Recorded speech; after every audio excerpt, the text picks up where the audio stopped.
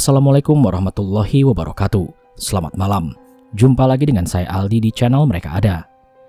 Dimanapun kalian berada, saya doakan semoga kalian dalam kondisi sehat dan selalu diberikan kemudahan dalam menjalankan segala aktivitas. Pada kesempatan kali ini saya akan membacakan kisah tentang teror lelembut Gunung Karang. Tapi sebelumnya, saya mau mengucapkan terima kasih banyak kepada Mbah Rory Sarangdemit yang sudah mengizinkan saya untuk membacakan kisah ini di channel Mereka Ada. Jangan lupa mampir juga ke channel Sarangdemit yang link channelnya sudah saya taruh pada kolom deskripsi. Kalau gitu tanpa banyak basa-basi lagi, mari kita mulai ceritanya.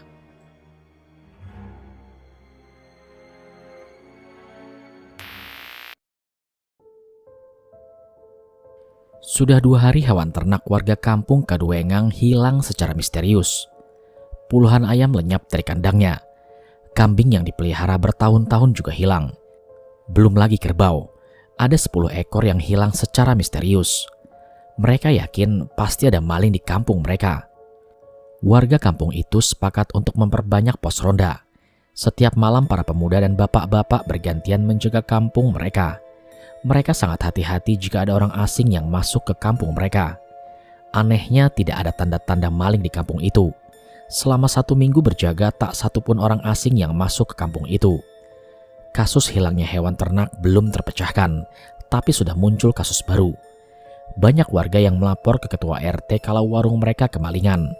Barang dagangan mereka hilang, tapi si maling hanya mencuri barang yang bisa dimakan saja, seperti kue, biskuit, kopi, dan makanan lainnya. Kejadian ini benar-benar menggemparkan seluruh warga kampung. Mereka bahkan menambahkan gembok pada pintu rumah mereka agar maling tidak bisa masuk. Bukan pintu saja, tapi jendela juga ikut digembok. Pak Masyhuri sebagai ketua RT mulai kebingungan. Dia heran siapa yang sudah melakukan ini semua. Minggu berikutnya yang hilang adalah rokok. Banyak pemilik warung yang mengadu ke Pak Masyhuri kalau rokok di warung mereka ludes digondol maling. Tapi tunggu dulu, Pak Masyhuri juga enggan buru-buru memutuskan kalau hilangnya rokok itu adalah digondol maling, karena rokok Pak Masyhuri juga sering hilang. Padahal jelas-jelas ia meletakkan rokok itu di kamarnya. Hal itu juga dialami bapak-bapak dan para pemuda kampung. Mereka seringkali kehilangan rokok. Lengah sedikit, rokok itu lenyap begitu saja. Sementara itu di lain tempat, jauh dari kaki Gunung Karang, ada grup jaipongan yang reputasinya tak terkalahkan. Nama grupnya Goyang Geboy. Mereka sangat tersohor seantero Banten. Setiap mereka manggung yang nonton pasti ratusan orang, sudah macam nonton konser artis ibu kota. Tapi itu dulu, sekarang grup Goyang Geboy sudah tidak laku. Orang-orang lebih suka nanggap dangdut ketimbang jaipong. Dul Hanan, pendiri grup jaipong Goyang Geboy, sekarang sudah beralih profesi menjadi kuli panjat pohon melinjo. Sedangkan Dian Rara, si primadona yang selalu dinanti-nanti goyangannya, sekarang sudah sibuk jualan sawo di pinggir jalan. Dia sudah menikah dan punya 1 anak yang nakalnya minta ampun. Lain halnya dengan nasib para penabuh gamelan. Mereka semua jadi tukang ojek yang setiap hari hanya termangu di pertigaan jalan, menunggu penumpang yang tak pasti. Sekalinya ada, para penumpang itu dijemput oleh keluarganya. Sekarang hidup mereka serba sulit. Tidak seperti dulu saat grup jaipong Goyang Geboy berjaya. Uang yang mereka dapatkan dari hasil manggung melimpah ruah. Tengah malam sekitar jam 12, Dul Hanan tidak bisa tidur. Dia lalu masuk ke kamar tempat simpanan gamelannya. Sudah lama sekali gamelan itu tidak digunakan. Alat itu berdebu dan penuh dengan sarang laba-laba. Dul Hanan menyalakan lampu kamar. Dia lalu mengambil kain basah dan membersihkan gamelannya dengan kain itu. Sambil menyanyikan lagu jaipong, ia perlahan mengelap gamelannya. Dan tak lama kemudian ada yang mengetuk pintu rumahnya. Dul Hanan heran, tak biasanya ada orang yang bertamu tengah malam seperti ini. Segera dia buka pintu itu dan di hadapannya berdiri seorang lelaki berpakaian serba hitam dan mengenakan belangkon batik. Perawakan lelaki itu sangat kurus, kumisnya tebal sekali, alisnya menjuntai sampai ke ceruk mata. Laki-laki itu benar-benar asing bagi Dul Hanan. "Cari siapa ya, Pak?" tanya Dul Hanan. "Bapak Pak Dul Hanan ya?" jawab lelaki itu sambil tersenyum ramah. "Iya, saya sendiri. Mari Pak, silakan masuk." Dulhanan menggelar tikar pandan. Laki-laki itu pun duduk bersila sambil terus tersenyum ramah. Kalau boleh tahu, ada perlu apa ya sama saya? Dulhanan penasaran. Jarang-jarang ia kedatangan tamu. Saya diutus untuk menyampaikan pesan ke Bapak, kata laki-laki itu. Pesan apa dan dari siapa, Pak? Dulhanan makin penasaran. Ini pesan dari Abah Kamdari. Beliau mau menggelar hajatan besar, pernikahan anaknya. Nah, beliau mau panggil grup Jaipong Goyang Geboy buat meramaikan acara pernikahan. Jelas lelaki itu. Dulhanan terkejut mendengar penjelasan lelaki itu.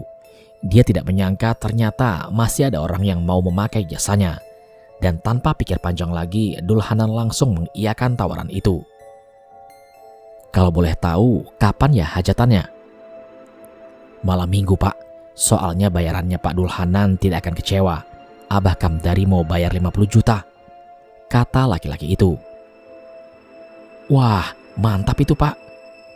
Dulhanan bahagia sekali mendengar bayaran tingginya. Ya sudah, nanti hari Sabtu setelah maghrib saya kesini lagi ya. Nanti saya bawakan teman-teman saya buat membantu bawa alat-alat Bapak. Kita jalan kaki saja, kata laki-laki itu. Tak berlama-lama laki-laki itu pun pamit dari rumah Dulhanan. Saking senangnya, Dulhanan sampai lupa menanyakan siapa nama laki-laki itu. Ah, itu tidak penting. Bagi Dulhanan yang paling penting sekarang adalah uang. Dia yakin para personil grup Goyang Geboy pasti mau diajak manggung lagi. Keesokan harinya Dulhanan berhasil mengumpulkan personilnya. Dian Rara, Bedu, Jaro, dan Sardi. Mereka senang sekali mendengar kabar dari Dulhanan. Apalagi saat diberitahu kalau bayarannya 50 juta. Pastilah yang hajat ini orang kaya. Sebelum maghrib mereka semua berkumpul di rumah Dulhanan. Dan tak perlu menunggu lama, laki-laki yang tempo hari mendatangi Dulhanan pun muncul. Dari kejauhan ia tampak tersenyum ramah. Dia juga membawa 5 orang lainnya untuk menggotong alat musik jaipong. Selepas maghrib rombongan Dulhanan pun berangkat. Kata laki-laki misterius itu Abah Kamdari tinggal di kampung Ciberang. Dulhanan belum pernah dengar kampung itu. Dia pun manut saja yang penting dapat uang. Singkat cerita mereka pun sampai di kampung Kaduengang. Anehnya orang-orang kampung yang saat itu sedang ronda tiba-tiba lari berhamburan saat melihat rombongan Dulhanan. Yang orang-orang kampung itu lihat sangatlah di luar nalar. Alat jaipong itu tampak melayang sendiri tanpa ada yang menggotongnya. Loh, kenapa mereka lari? Tanya Dian Rara. Ah, entahlah, mungkin mereka kira kita itu setan, kata Dulhanan sambil tertawa. Rombongan itu akhirnya tiba di kampung Ciberang.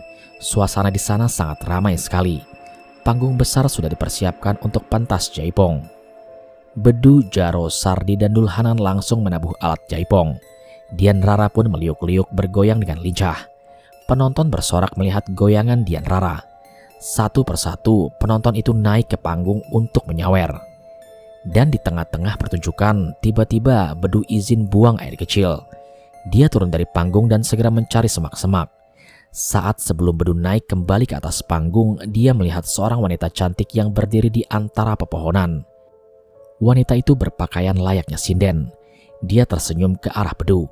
Perawakannya montok membuat Bedu terpukau. Mas, kemari, kata wanita itu sambil tersenyum. Dan tanpa pikir panjang lagi, Bedu menghampiri wanita itu. Ia dibawa masuk ke tengah hutan dan menghilang begitu saja. Keesokan paginya para personil grup jaipong itu terkapar di atas semak-semak. Mereka tidak menyadari kalau semalam yang hajat itu adalah lembut gunung karang. Dulhanan membuka matanya, tepat di samping kanannya kini sudah ada sekepok uang 50 juta. Bukan hanya itu, Dulhanan juga dibekali puluhan ekor ayam, 2 ekor kambing, rokok berbagai merek, dan makanan warung. Dulhanan segera membangunkan personilnya. Bedu mana? Tanya Dulhanan. Gak tahu, Pak, bukannya semalam manggung sama kita? Tanya Sardi. Iya, aku ingat betul, timpal Jarwo. Kalau Dian Rara ada nggak? Tanya Dulhanan sambil menoleh ke sekeliling. Itu dia, Pak, tunjuk Jarwo. Dian Rara terkapar tak sadarkan diri di atas semak-semak. Pakaiannya acak-acakan. Mungkin Dian Rara kelelahan setelah semalaman suntuk menari tanpa henti. Seperti biasanya setelah berjamaah sholat asar, para santri pondok pesantren Al-Barokah berbondong-bondong pergi ke surau untuk ngaji kitab kuning. Kiai Muntako, pimpinan pondok pesantren, menabuh kentungan sebanyak 3 kali, pertanda kalau pengajian segera dimulai. Dia lalu jalan dengan santai menuju surau sambil menenteng kitab kuning. Di dalam surau itu tampak santri putra dan putri sudah berkumpul. "Assalamualaikum," kata Kiai Muntako. Semua santri itu menjawabnya dengan serentak. Kiai Muntako langsung membuka kitab kuning dan menerangkan bait demi bait makna kitab itu. Para santri sibuk mencatat apa yang dijelaskan gurunya. Di tengah-tengah pengajian, tiba-tiba Nurul bertingkah sangat aneh.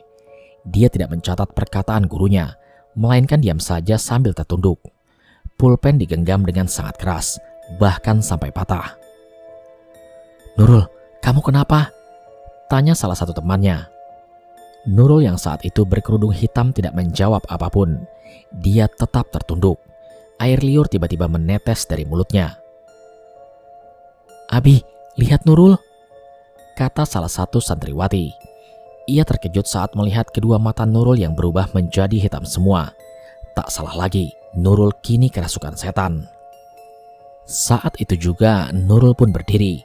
Wajahnya dipenuhi urat yang menonjol berwarna hijau. "Astagfirullah," Kiai Muntako mengelus dada. Kiai muda itu pun bergumam membaca ayat suci Al-Quran. "Qul a'udzu birabbin nas, malikin nas, ilahin nas." Belum sempat dia menyelesaikan bacaannya, jin jahat yang ada di dalam tubuh Nurul berteriak lalu mendekat ke arah Kiai Muntako. "Min syarril waswasil khannas, alladzi yuwaswisu fi sudurin nas, minal jinnati wan nas." Nurul malah melanjutkan bacaan gurunya itu dengan suara besar dan menggema. Dia lalu tertawa terbahak-bahak. Sontak santri pun berhamburan keluar surau. Mereka semua ketakutan kecuali Faisal. Dia adalah kakaknya Nurul. Dengan nafas yang terengah-engah, Faisal mendekati adiknya. "Dek, kamu kenapa?" kata Faisal. Intonasi suaranya sangat ketakutan. "Faisal, keluar dari surau ini," pinta Kiai Muntako. Tapi Faisal tak mau meninggalkan adiknya dalam kondisi seperti itu. "Dek, sadar dek," teriak Faisal. Nurul membalikkan badannya lalu menatap Faisal dengan tatapan tajam. Dengan sekejap mata, Nurul mencekik leher kakaknya dan ia pun mengangkat tubuh Faisal. Seketika peci Faisal terjatuh. Kedua tangannya menggapai-gapai. Dia kesulitan bernafas. Buru-buru Kiai Muntako menyeruduk tubuh Nurul. Mereka pun terpental. Faisal mengaduh kesakitan saat kepalanya membentur tembok. Sedangkan Nurul masih mengamuk, Kiai Muntako segera membacakan kalimat-kalimat ruqyah di telinga Nurul, membuat wanita itu berteriak seperti kesakitan. Matanya melotot. Sesekali ia mencaci Kiai Muntako.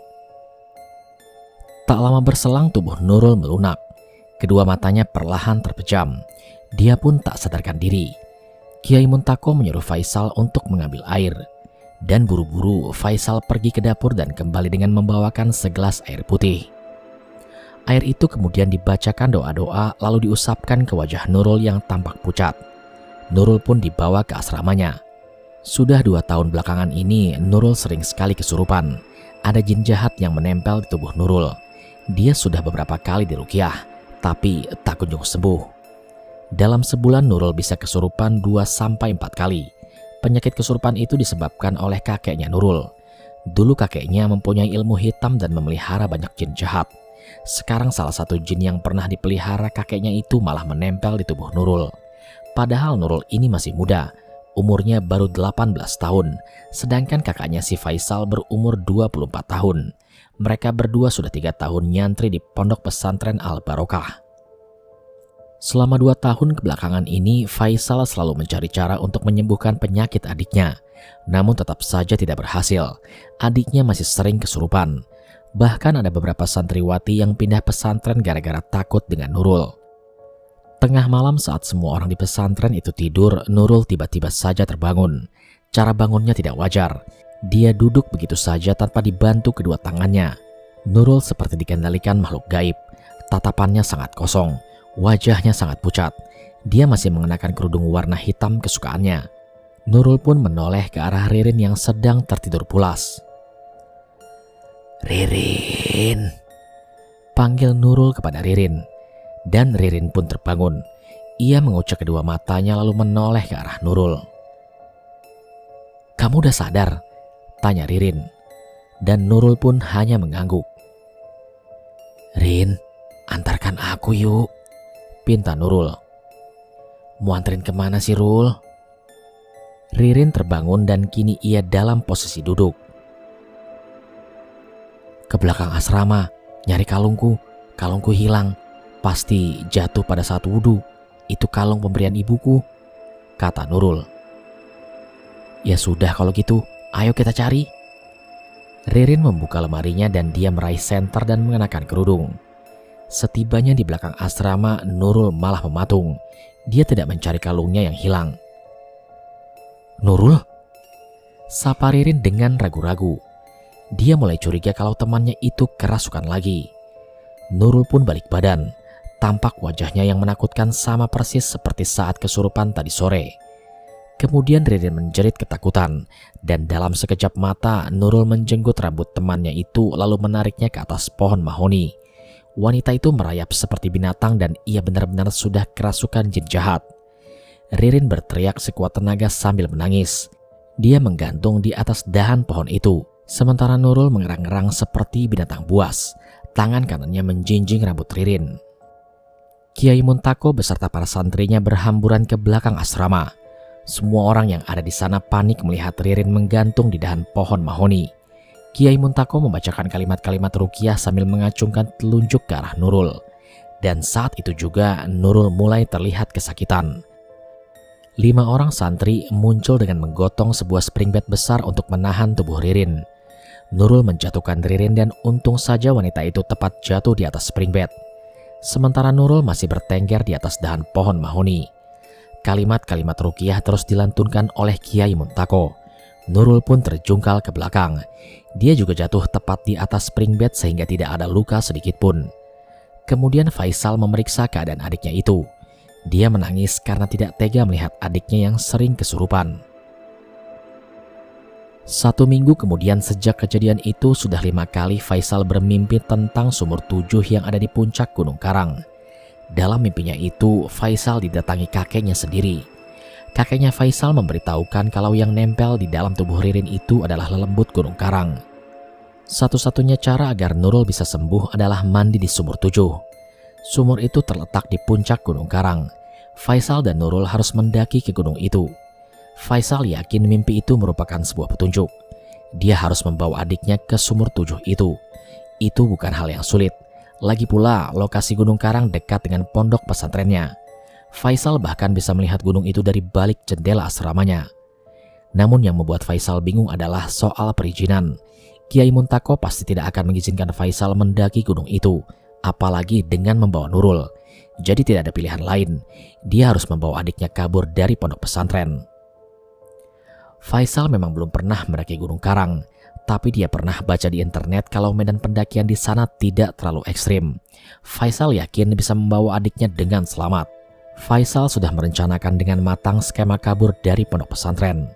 Saat para santri sedang berjamaah maghrib, Faisal mengendap-endap ke asrama adiknya. Kemarin Faisal sudah memberitahu Nurul agar tidak ikut jamaah maghrib. Nurul pun keluar dari kamarnya melalui jendela. Dia membawa tas gendong warna hitam. Begitupun Faisal, ia juga membawa tas yang di dalamnya berisi pakaian dan beberapa bungkus mie instan. Mereka tidak membawa tenda karena tidak punya. Faisal hanya berharap di tengah pendakiannya nanti dia bisa menemukan saung untuk berteduh. Singkat cerita, mereka berdua berhasil kabur dari pesantren. Sebenarnya Faisal tidak tahu jalur pendakian Gunung Karang. Dia hanya bermodalkan nekat. Di pertigaan, Faisal memberhentikan 2 pengendara motor yang sedang melintas. Ia meminta diantarkan ke kaki Gunung Karang. "Mau masuk jalur mana? Jalur Kaduengang?" tanya laki-laki gendut yang mengendarai motor bebek. "Jalur mana aja, Kang? Yang penting bisa sampai ke puncak," jawab Faisal. Nada bicaranya terburu-buru. Sesekali ia menoleh ke arah belakang untuk memastikan kalau tidak ada santri yang mengikutinya. "Ya sudah, kita antar ke Kaduengang saja ya," kata laki-laki yang satunya lagi. Dia berbadan kurus. "Bayarannya berapa dulu ini?" tanya laki-laki berbadan gendut. 100.000 cukup nggak, Kang? Tanya Faisal. "Ya sudah, ambil aja." Laki-laki berbadan kurus itu menyetujuinya. Mereka pun akhirnya berangkat ke kampung Kaduengang. Kaduengang ini memang menjadi jalur favorit bagi para pendaki Gunung Karang. Tak sampai 30 menit mereka akhirnya tiba di kampung Kaduengang. Hari sudah mulai gelap. Faisal dan Nurul berdiri di pinggir jalan. "Kita itu sebenarnya mau kemana sih, Bang?" tanya Nurul pada kakaknya. "Abang mau ngobatin kamu ke puncak Gunung Karang, Dek. Nanti adek mandi di sumur 7 biar lembut di tubuh adek itu hilang," jawab Faisal. "Memangnya abang tahu jalan ke puncak?" tanya Nurul lagi. "Kita tanya-tanya aja sama orang kampung di sini. Ayo." Faisal menuntun lengan adiknya. Namun sebelum mereka masuk ke perkampungan, dari semak-semak muncullah seorang anak laki-laki yang umurnya kisaran 15 tahun. Dia menuntun seekor kambing. Laki-laki itu tersenyum saat melihat Faisal dan Nurul. "Kalian dari mana?" tanya anak itu. "Kami dari pesantren. Kami mau berangkat mendaki Gunung Karang," jawab Faisal. "Malam-malam begini?" tanya anak itu. "Iya. Kamu tahu jalur pendakiannya sebelah mana nggak?" Faisal bertanya kembali. Kemudian anak itu menunjuk ke arah barat. "Di sana. Untuk sampai ke puncak, kalian harus melewati 3 pos." Faisal menelan ludahnya sendiri. Dia baru tersadar, mendaki tanpa pemandu pastilah nyasar. "Begini, aku punya uang 300.000. Kalau kamu mau nganterin kami ke puncak, kami akan kasih kamu upah 300.000. Bagaimana?" tawar Faisal. "Wah, serius?" Anak itu malah senang. Faisal pun mengeluarkan uangnya. "Ini, kamu pegang dulu uangnya." Dia menyerahkan uangnya itu. "Baik, aku mau. Kenalkan dulu, aku Acong. Aku asli orang sini."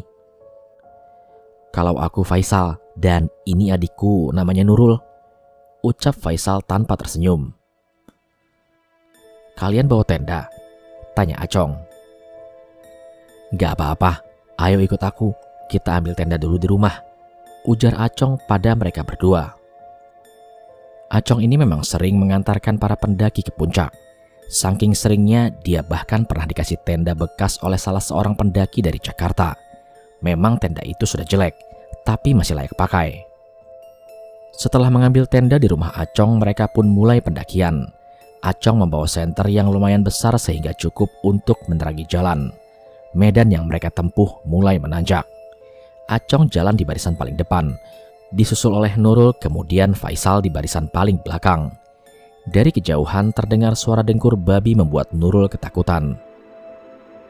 "Suara apa itu, Bang?" tanya Nurul sambil menoleh ke arah belakang.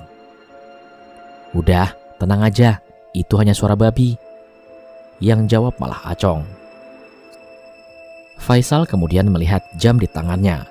Dia lalu menyuruh Acong untuk berhenti. "Sudah waktunya sholat Isya, kita berhenti dulu di sini," ujar Faisal. Faisal lalu mengeluarkan 2 botol air dari dalam ranselnya. Ia serahkan 1 botol pada Nurul. Mereka berdua pun berwudu. Air di botol itu masih ada sisa. Kemudian Faisal menyerahkannya kepada Acong. "Kamu mau wudu?" tanya Faisal. "Enggak, kalian aja. Aku nggak pernah sholat," jawab Acong. Faisal kembali menutup botolnya. "Kamu tahu arah barat itu sebelah mana?" tanya Faisal ke Acong. Dan Acong pun menunjuk ke sebuah arah, karena saking seringnya ke puncak Gunung Karang. Acong sampai hafal sebelah mana matahari terbit dan tenggelam. Tak lama kemudian Faisal dan Nurul menggelar sajadah. Mereka berdua salat berjamaah sementara Acong hanya berdiri di samping mereka. Sesekali ia menyorotkan cahaya senter ke belakang untuk memastikan kalau tidak ada babi hutan yang mendekat. Saat Acong menoleh ke arah Faisal yang sedang sujud, tampak Nurul berdiri di belakang Faisal. Dia tidak mengikuti gerakan imam. Nurul malah menghadap kepada Acong sambil tersenyum dingin. Tatapan matanya kosong dan terkesan menakutkan. Jelas saja Acong kaget dan membuat senter yang digerakkannya jatuh seketika. Buru-buru Acong mengambil kembali senter itu dan saat dia menoleh ke arah Nurul, kini wanita itu sedang dalam posisi sujud. Padahal jelas-jelas tadi Acong melihatnya berdiri dengan wajah yang mengerikan. Tak lama kemudian mereka berdua menyelesaikan sholatnya. Faisal dan Nurul memasukkan kembali peralatan sholatnya ke dalam ransel. "Tadi apa yang jatuh?" tanya Faisal kepada Acong. "Oh, itu senterku. Gagangnya licin banget, Kak," kata Acong berbohong. Dengan wajah yang gugup sesekali ia melirik ke arah Nurul.